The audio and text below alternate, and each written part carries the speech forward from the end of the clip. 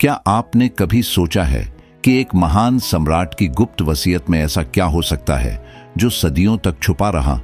1519 ईस्वी की एक सर्द सुबह धौलपुर के शांत बाग में सम्राट बाबर ने अपने बेटे हुमायूं को एक ऐसा संदेश दिया जिसने भारतीय इतिहास की धारा बदल दी।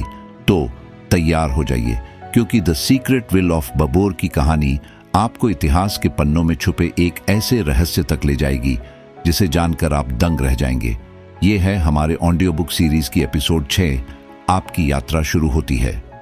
बाबर की गुप्त वसीयत। 1529 बाबर हमेशा से धर्म आधारित शासन व्यवस्था थियोक्रेटिक पॉलिटी के खिलाफ थे। वे हिंदू प्रजा के प्रति सहिष्णु और दयालु थे और उनके धार्मिक मामलों में हस्तक्षेप किए बिना शांतिपूर्ण सह अस्तित्व और सहनशीलता की नीति का पालन करते थे।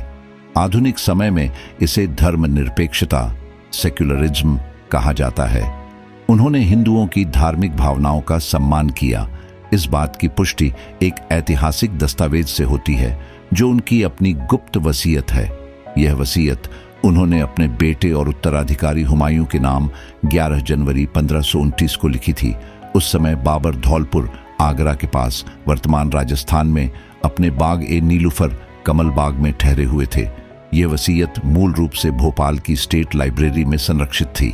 11 दिसंबर 1921 को इस वसीयत की एक photo copy B Ghoshal library के क्यूरेटर ने हैदराबाद के निजाम सरकार के तत्कालीन शिक्षा निदेशक सर रॉस मसूद को भेजी। बाद में यह दस्तावेज प्रोफेसर H.K. शेरवानी के पास पहुंचा, जिन्होंने इसे पढ़ा और उसका ट्रांसक्रिप्शन तैयार किया। वसीयत का संदेश। बाबर ने अपने बेटे हुमायूं को इस वसीयत में लिखा, भारत एक बहुधार्मिक देश है, इसलिए सभी धर्मों का सम्मान करना और धार्मिक कट्टरता को दिल से हटाना बहुत जरूरी है। गौहत्या से बचें, इससे भारत की जनता का दिल जीतने में मदद मिलेगी और वे शाही सरकार के प्रति वफादार रहेंगे। मंदिरों और पूजा स्थलों को नुकसान न पहुंचाएं। किसी भी धर्म के पूजा स्थल को अपवित्र करना जुल्म, अत्याचार माना जाएगा। न्याय और सहिष्णुता से शासन करें। राजा और प्रजा के बीच विश्वास और सहयोग बनाए रखें। इस्लाम के प्रचार का सही तरीका। इस्लाम का प्रचार तलवार के जोर से नहीं, बल्कि दया और सद्भावना से करें। सुन्नी और शिया के झगड़ों को नजरअंदाज करें, इससे इस्लाम के भीतर फूट कम होगी। प्रशासन में 4 मुख्य तत्वों का पालन करें, इनसे साम्राज्य को किसी भी बीमारी से बचाया जा सकेगा। तैमूर की शासन शैली को अपनाएं। तैमूर की तरह कुशल प्रशासन चलाने की सीख लें। निष्कर्ष, बाबर ने हुमायूं को धर्म के मामलों में दखल न देने और प्रजा को उनके धर्म का पालन स्वतंत्र रूप से करने देने की सलाह दी। उन्होंने मंदिरों को न तोड़ने और किसी भी तरह की धार्मिक कट्टरता से बचने को कहा। दुर्भाग्य से यह मूल वसीयत अब कहीं खो गई है, केवल उसकी फोटोकॉपी उपलब्ध है। यह भारत के इतिहास का एक अनमोल दस्तावेज है।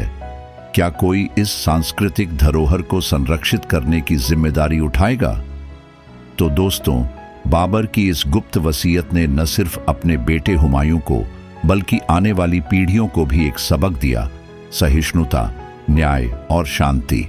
लेकिन क्या इस वसीयत का हर उत्तराधिकारी ने पालन किया? क्या यह दस्तावेज आज भी सुरक्षित है या इतिहास के धुंध में खो चुका है? इसके आगे की अनकही दास्तान जानने के लिए हमारे साथ जुड़े रहें। एपिसोड 60 में हम इतिहास के एक और रहस्य से पर्दा उठाएंगे। तब तक लाइक करें, सब्सक्राइब करें और इस कहानी को जरूर शेयर करें, क्योंकि इतिहास के इन पन्नों में छुपी कहानियां हमें हमारे अतीत से जोड़ती हैं।